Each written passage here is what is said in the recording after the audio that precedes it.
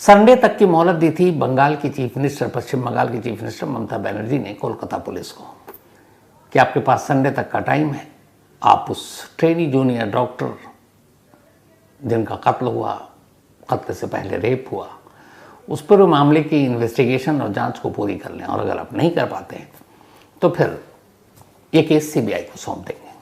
तो ये बात कल हुई थी, कल ये ऐलान हुआ, लेकिन 24 घंटे के अंदर चीज़ें बदल गई। बहुत सारी पिटीशन कोलकाता हाई कोर्ट में पहुंची और आजकल कोर्ट और पॉलिटिक्स और सरकार बड़ा चल रहा है।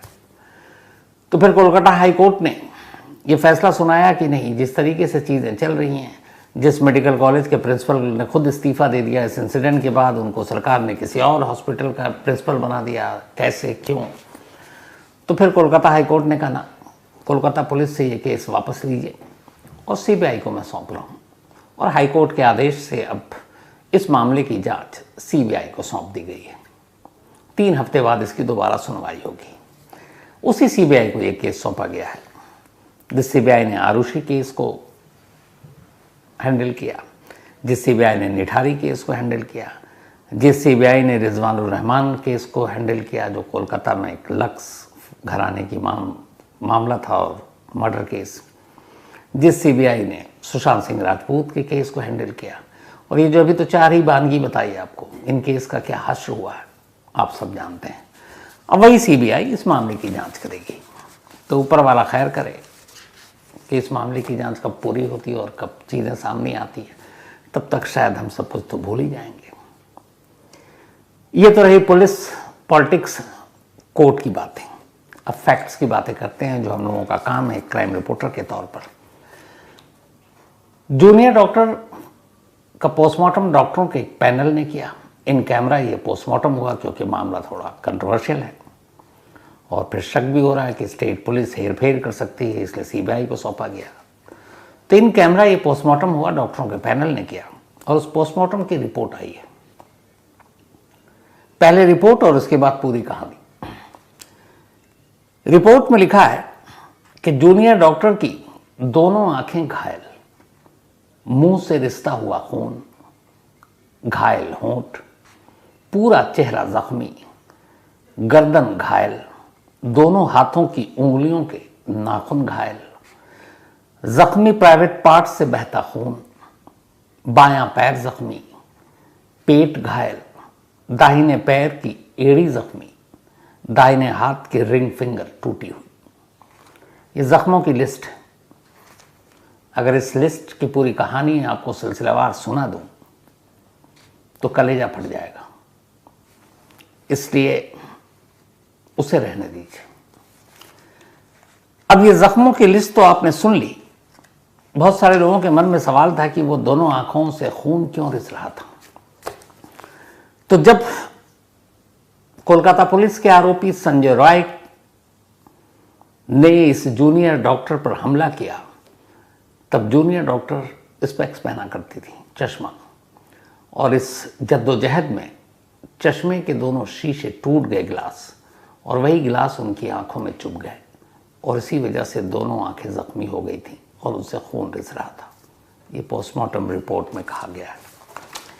अब एक लोग थे या एक से ज़्यादा थे, ये पोस्टमार्टम रिपोर्ट तो बताएगी नहीं। ये डीएनए रिपोर्ट के ज़रिए क्लियर होगा, तो डीएनए रिपोर्ट का इंतज़ार कीजिए और तब पता चलेगा।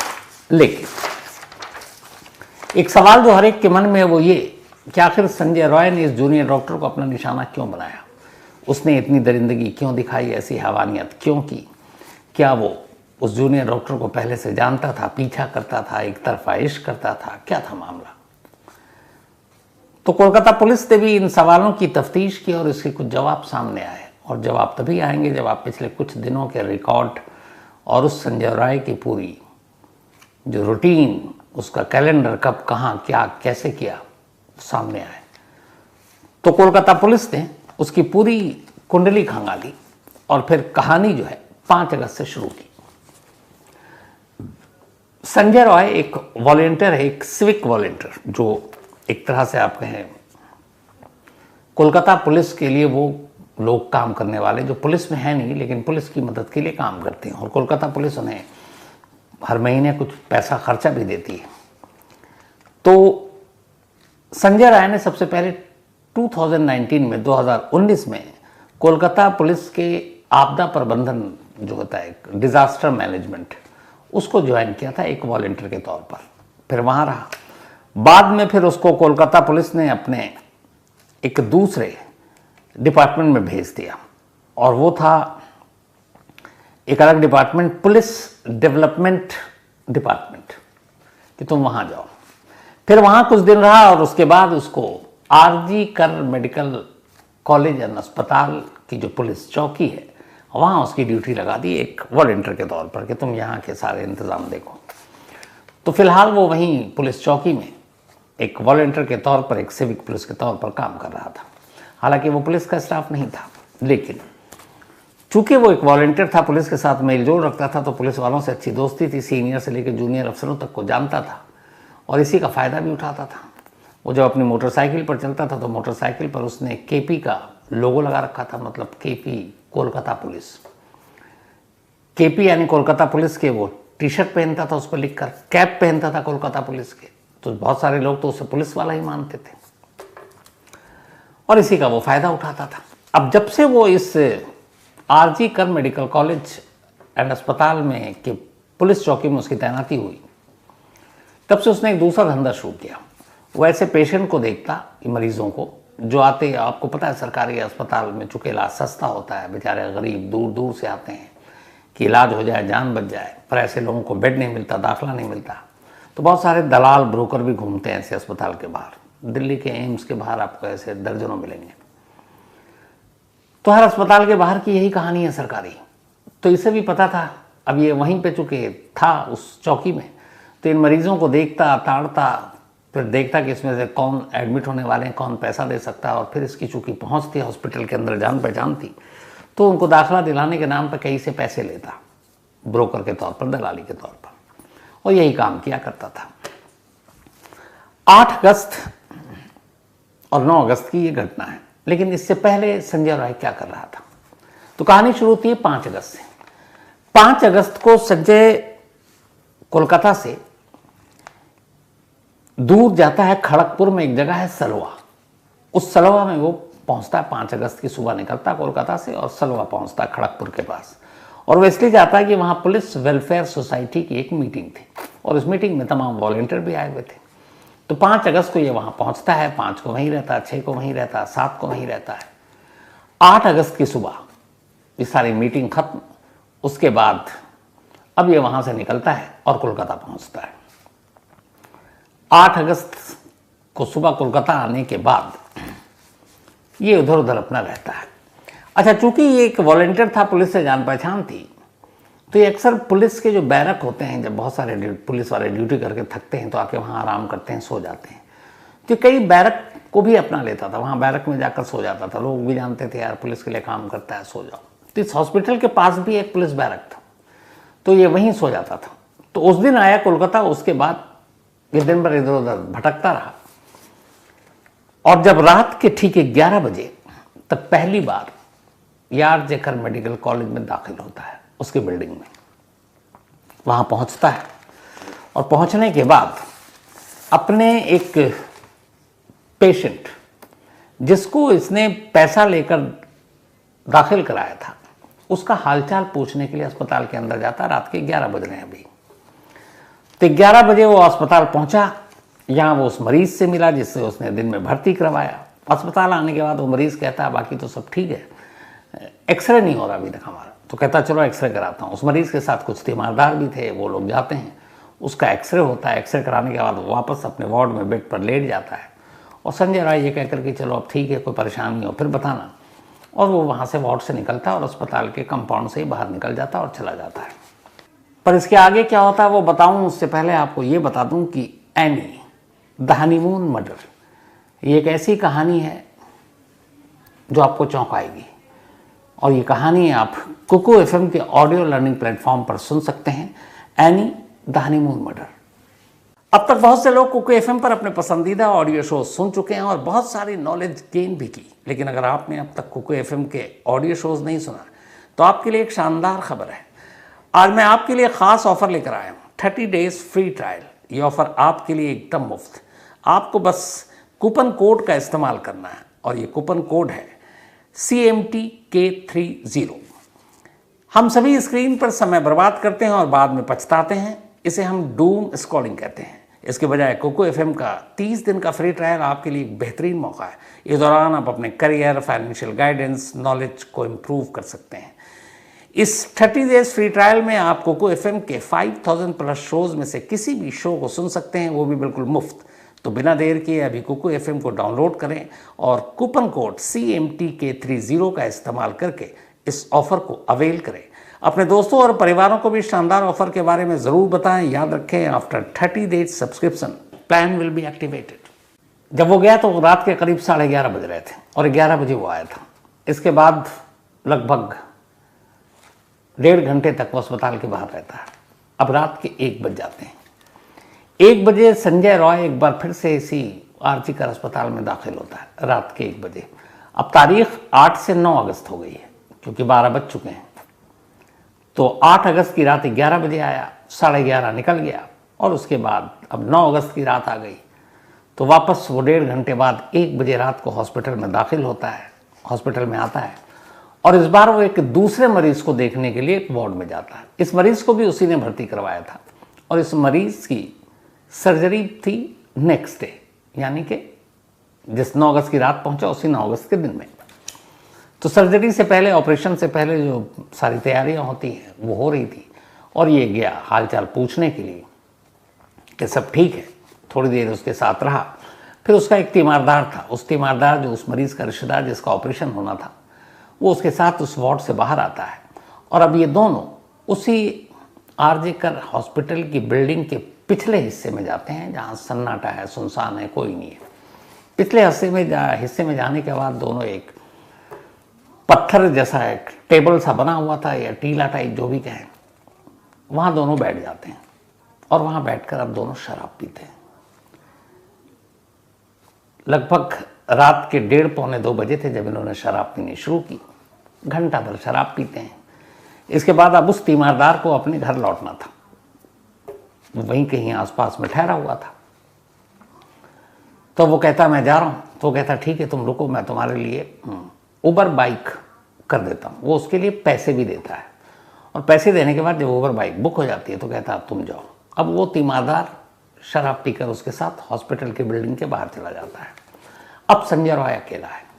रात के लगभग अब 3 बज चुके हैं। 3 बजने के बाद अब वो सोचता है कि कहाँ जाऊँ। फिर उसे लगता है कि चलो कहीं आराम करते हैं। इसके बाद वो बिल्डिंग के पीछे से निकलता है, मेन बिल्डिंग में दाखिल होता है और अस्पताल की 3री मंजिल 3rd फ्लोर पे पहुंच जाता है। कल मैंने 4th फ्लोर गलती से कहा था। 3rd फ्लोर पे पहुंचता है। ये चेस्ट डिपार्टमेंट का फ्लोर था और इसी फ्लोर पर एक सेमिनार हॉल था जिसमें करीब 40 कुर्सियां लगी हुई थी। हॉस्पिटल के छोटे मोटे जो फंक्शन, सेमिनार, लेक्चर होते उसी में होते थे। तब ये करीब रात के 2:15 बज रहे होंगे। ये 3:15 साढ़े 3 के दरमियान की बात है। ये पहुंचता है सेमिनार हॉल में। 3rd फ्लोर पे सन्नाटा, उस वक्त कोई नहीं। इसे लगा कि थोड़ा नशे में ज़्यादा है, चलो चल के थोड़ी देर कुर्सी पे सुस्ता लेते हैं। सेमिनार हॉल का दरवाज़ा खोलता है, धक्का देता है, वो खुला ही रहता है। अंदर दाखिल होता है। अंदर रोशनी थी, लाइट जल रही थी। इसकी नज़र सामने एक कुर्सी पर बैठी हुई एक डॉक्टर पर पड़ती है। ये वही जूनियर डॉक्टर थी। आंखें बंद थी। वो लगभग लग रहा था थोड़ी देर आराम करने के लिए आई, सोने के लिए आई, क्योंकि नाइट शिफ्ट थी। और यहीं उस जूनियर डॉक्टर को देखकर शराब के नशे में संजय राय की नीयत खराब हो जाती है। अब इधर इससे पहले दूसरी कहानी यह है कि जूनियर डॉक्टर इधर लगातार कई दिनों से नाइट शिफ्ट में थी, चेस्ट डिपार्टमेंट में, इसी आरजीकर हॉस्पिटल की। वो अपनी ड्यूटी निभा रही होती है, तमाम पेशेंट को अटेंड कर लेती है। रात के 2 बज जाते हैं। जब 2 बजते हैं तो उससे वक्त मिलता है। अपने 4 और जूनियर दोस्त जो उसके कलीग थे, जो उसी PG 2nd ईयर के स्टूडेंट थे, उनके साथ ये कैंटीन में जाती है अस्पताल के, वहाँ खाना खाती है। खाना खाने के बाद बाकी चारों डॉक्टरों की शिफ्ट थी और मरीज़ थे, लेकिन इस जूनियर डॉक्टर को अभी फ़िलहाल लग रहा था कि वो फ्री है, किसी पेशेंट को देखने की अभी इतनी जल्दी नहीं थी। तो उसने कहा चलो आधा घंटा आराम कर लेते हैं। तो चारों कलीग चले गए। अब ये उसी थर्ड फ्लोर पे, चूँकि वहाँ सबको पता है कि ये एक सेमिनार हॉल है, यहाँ कुर्सियाँ पड़ी हुई हैं, यहाँ पर आराम से बैठ सकते हो, कोई डिस्टर्ब नहीं करेगा। तो वो उसमें करीब 3 बजे सुबह, रात की देर रात 3 बजे उस सेमिनार हॉल में दाखिल हुई और एक कुर्सी पर बैठ गई, आंखें बंद कर ली, शायद नींद आ गई उसे। और इसी दौरान इधर दूसरी तरफ अब 2:15 बजे संजय राय उसके अंदर दाखिल होता है। दाखिल होने के बाद वो देखता है नीयत खराब होती है और अब वो जूनियर डॉक्टर के साथ ज़बरदस्ती करने की कोशिश करता है। लेकिन जूनियर डॉक्टर की जो कदकाठी थी वो ऐसा नहीं था कि बहुत आसानी से काबू पा लेता।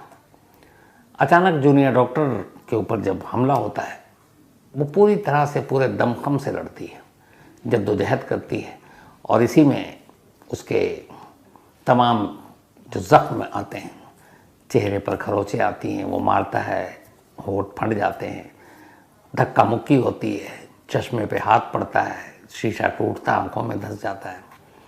वो मुंह दबाता है ताकि शोर न मचाए, कोई बाहर ना सुन ले, तो मुंह दबाने की वजह से भी ज़ख्मी। फिर गले पे हाथ रखता है कंट्रोल काबू करने के लिए, उसे पता ही नहीं है कि गला दब रहा है या दब चुका है या जिंदा भी है कि नहीं। तो कोशिश करता है और वो लगातार उससे जूझती है, जद्दोजहद करती है, लेकिन कब तक।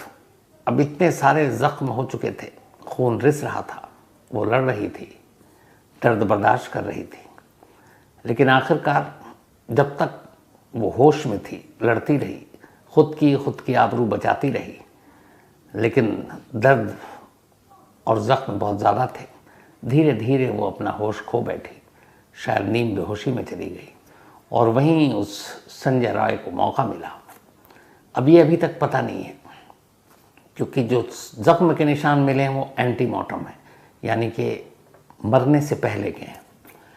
लेकिन इसके बाद जो कुछ उसने किया वो क्या जिंदा रहते किया या मौत के बाद किया, ये बड़ा नाजुक सवाल है और अभी इस पर क्लियर शायद ही डॉक्टर बता पाएँ। डिटेल जब इन्वेस्टिगेशन होगी तब बता पाएंगे। तो खैर, ये सब कुछ करने के बाद करीब 40 मिनट तक वो इस सेमिनार हॉल में रहा और ये 40 मिनट तक सब कुछ हुआ।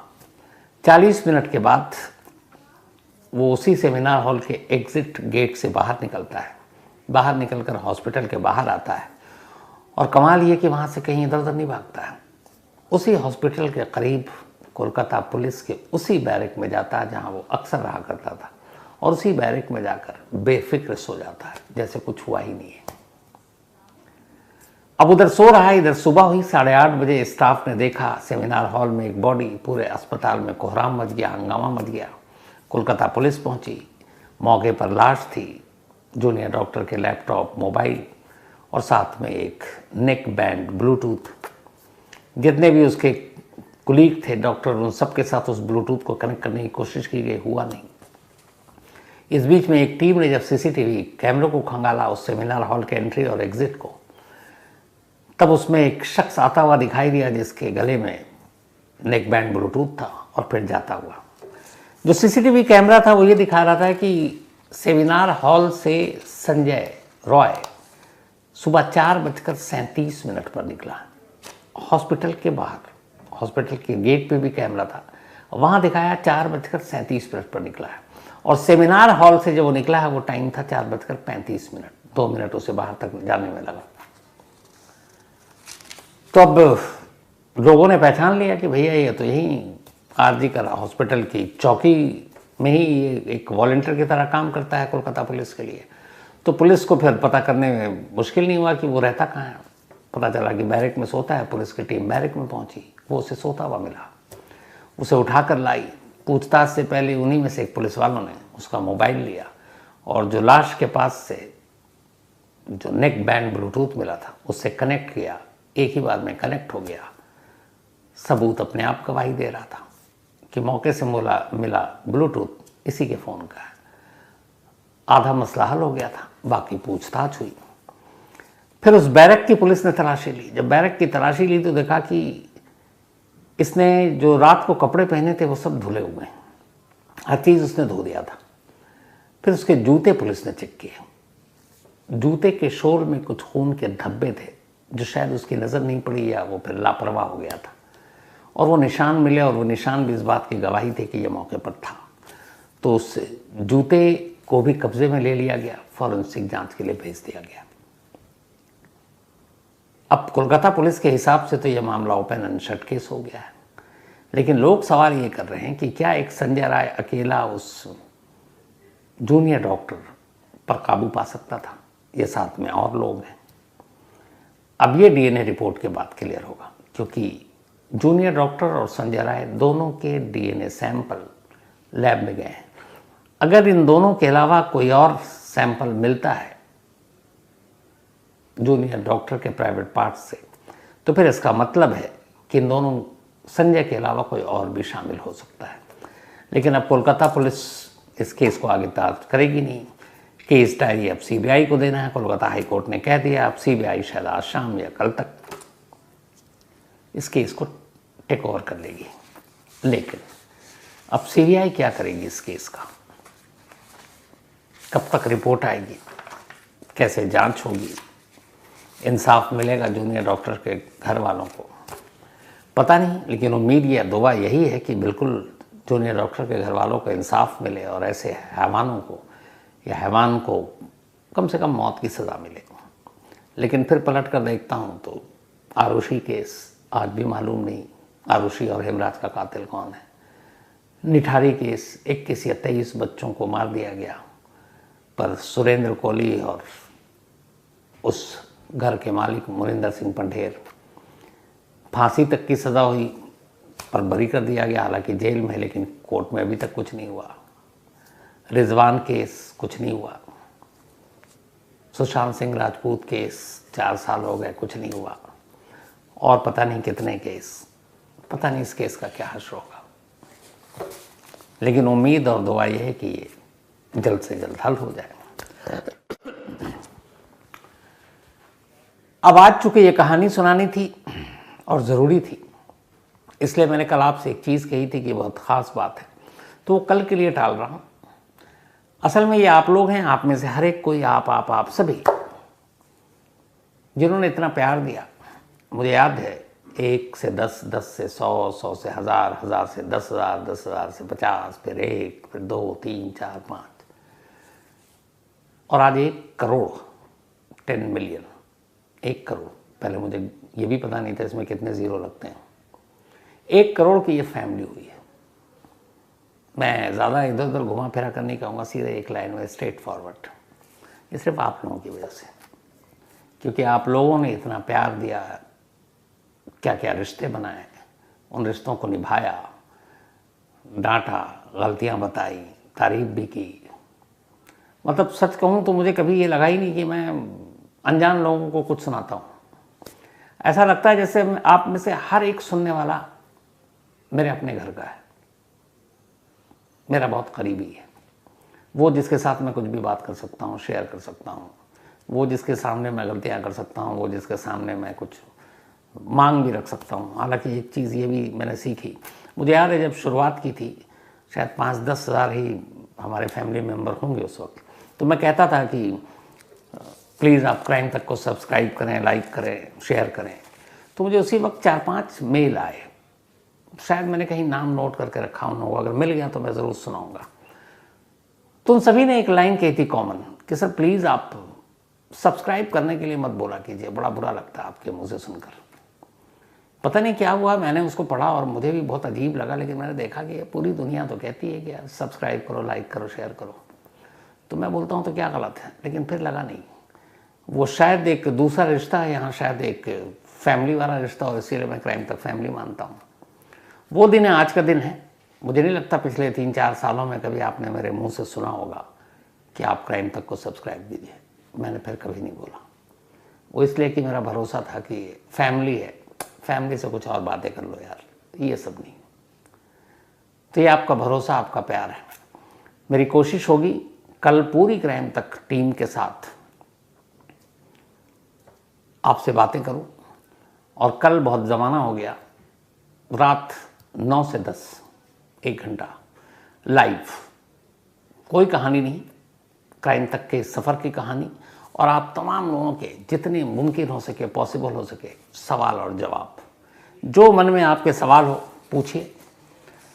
शॉर्ट में जवाब देकर हर एक के ज़्यादा से ज़्यादा सवाल लेने की कोशिश करूँगा, लेकिन हाँ, कल 9 से 10 पक्का यही करूँगा। और एक बार फिर से दिल से आप तमाम लोगों का शुक्रिया, क्योंकि आप हैं तो हम लोग हैं, आप हैं तो ये सारे आंकड़े हैं, फिगर हैं, लेकिन मोहब्बत से बड़ी कोई चीज़ नहीं। तो थैंक यू सो मच आप तमाम लोगों का। पहले कई लोग कहते थे क्राइम तक फैमिली बहुत बड़ी हो गई, अब मुझे लगता है 1 करोड़ फैमिली। अगर कभी 1 करोड़ फैमिली, मतलब क्या बोलूँ, तो इसलिए कुछ नहीं बोलूँगा। कल रात 9 से 10 लाइव सवाल जवाब। लेकिन कहानी खत्म करूं उससे पहले वही अपना आज सिलसिला जो अपना चला आ रहा है।